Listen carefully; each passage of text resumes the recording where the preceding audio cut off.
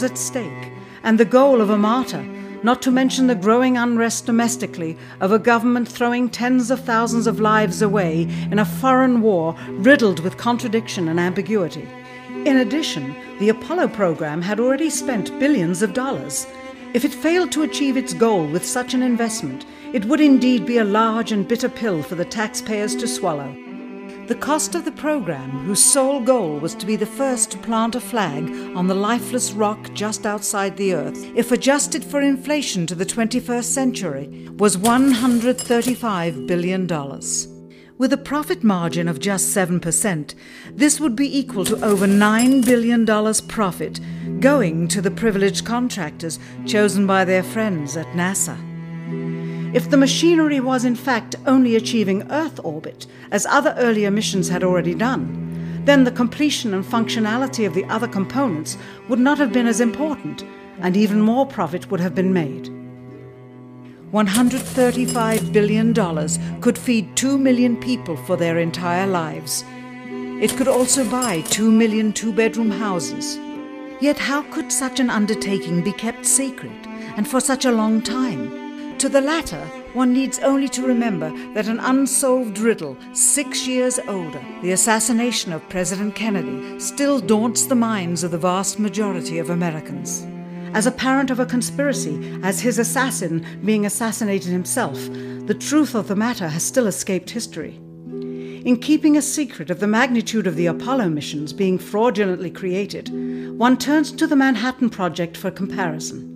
Surreptitiously building the first nuclear bomb during the early to mid-1940s involved 129,500 people over a 3-year period.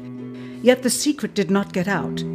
A quarter-century later, the art and technology of espionage inevitably improved, narrowing dramatically the number of players in the know of a large clandestine operation. Just 1 year before the first mission to the Moon, NASA launched the Tetra satellite, specifically designed to simulate flight data coming from the Moon, so that the ground crews could rehearse the landing, much as the astronauts did in their own simulations.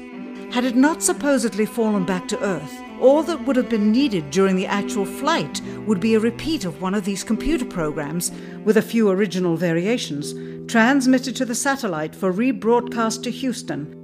Scores of computers and their deceived operators on the ground would then receive prearranged information, including the alleged location, altitude, and fuel consumption of the spacecraft, as if it were descending to the Moon's surface.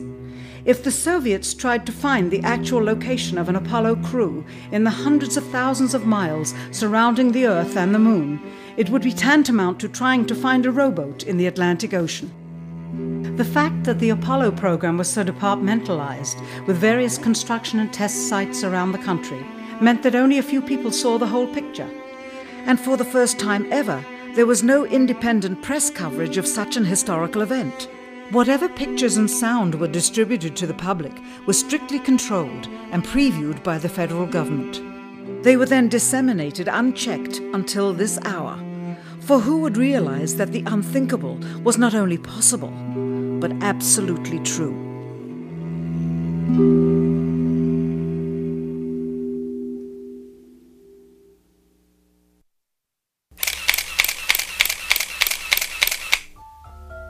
And what of the photographs? What do they tell us?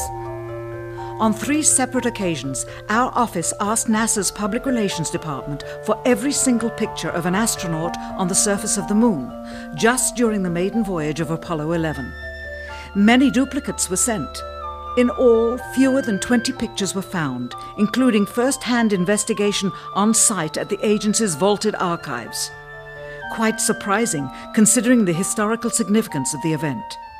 These very photographs are the same ones circulated year after year on anniversary commemorations.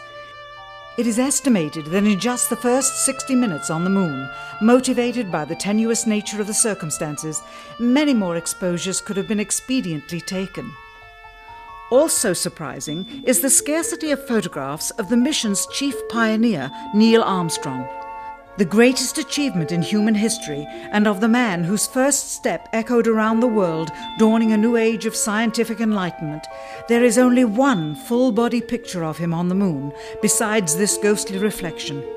This one, taken by an automatic camera mounted on the side of the lunar module. Perhaps he feared liability should the whole conundrum later become unravelled. Perhaps he has forgotten that he attested to the authenticity of the event with his signature on this plaque engraved by the federal government. In fact, in the more than 30 years since the event, aside from NASA's initial press conference and the occasional brief anniversary remarks where few questions were permitted, he has never given one on-camera interview to anyone, ever. From an analytical standpoint, photographic anomalies have to be sought out with an understanding of lighting and shadows. The most straightforward is simple.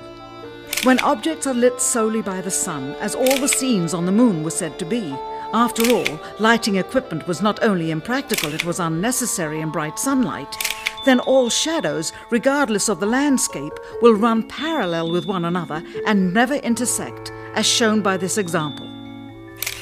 In these seldom-seen photographs, obtained from a rarely used auxiliary NASA archival site, it is clear that these scenes were lit with artificial light. These shadows, which are cast at different angles, are evidence that a second light source is being used. In addition, the sun would not cause an isolated hotspot like this, only an artificial light would. Again, intersecting shadows and another hotspot. And again. And again. It is simply impossible for this picture to have been taken with sunlight on the moon. Here, the shadows are shown to be as black as pitch. And yet here, completely in a shadow, the astronaut is lit up like a Christmas tree. How can this be? Or this, on the shadow side of the lunar module. In this magnification of an Apollo photograph, a rock, very likely a papier-mâché prop because of the crease here, is categorized with the letter C. In later releases of the same picture, the letter is gone, probably airbrushed out.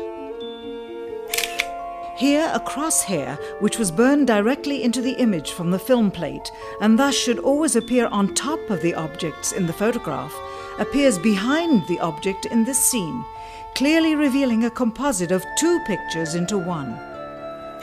Someone apparently forgot to create a burn crater underneath the lunar module's 10,000-pound thrust engine, despite the fact that during ground tests there was a real concern for the vehicle falling into the hole the engine created as it descended. Here is a Norman Rockwell depiction drawn just 2 years earlier based on the latest specifications and scientific data. In these enlargements, it looks as though the lunar module was simply placed there, not even one speck of moon dust on the landing pod.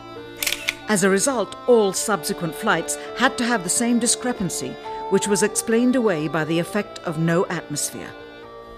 And what about stars? On the moon, with no atmosphere, they must have been quite a sight to behold. Yet there is seldom any mention of them, if ever, by any of the astronauts on any of the missions.